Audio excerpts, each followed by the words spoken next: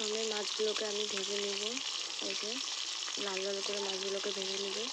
মাছ ভাজা হয়ে গেছে, এবার আমি আলুগুলোকে ভেজে নেব। এই যে আলু ভাজা বসিয়ে দিয়েছি। আর তোমাদের কাদের কাদের মানে রান্না করতে ভালো লাগে কমেন্টে জানাবে।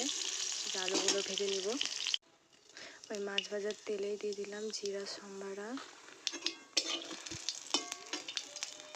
তার মধ্যে দিলাম এই যে আদা রসুন লঙ্কা টমেটো পেঁয়াজ সব মশলা পেস্ট করে এবার এর মধ্যে মশলাটা একটু জল দেবো। তার মধ্যে 1 চামচ লবণ 1 চামচ হলুদ গুঁড়ো সব দিয়ে মশলাটাকে ভেজে নেব।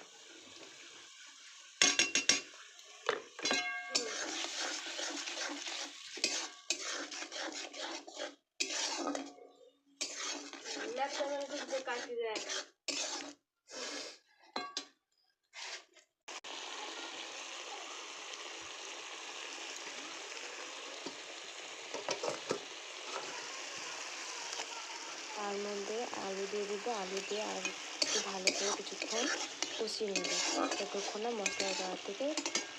মশলাটা কষানো হয়ে গেছে, এই যে তেল ছেড়ে দিয়েছে দেখতেই পাচ্ছ।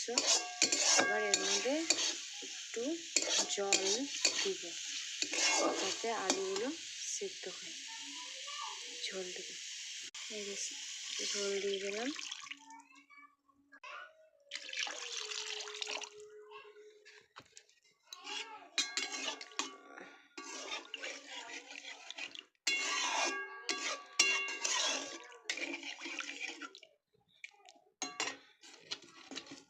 এই যে ঝোলটা ফুটে গেছে, এবার এর মধ্যে এক এক করে মাছগুলোকে দিয়ে দিব।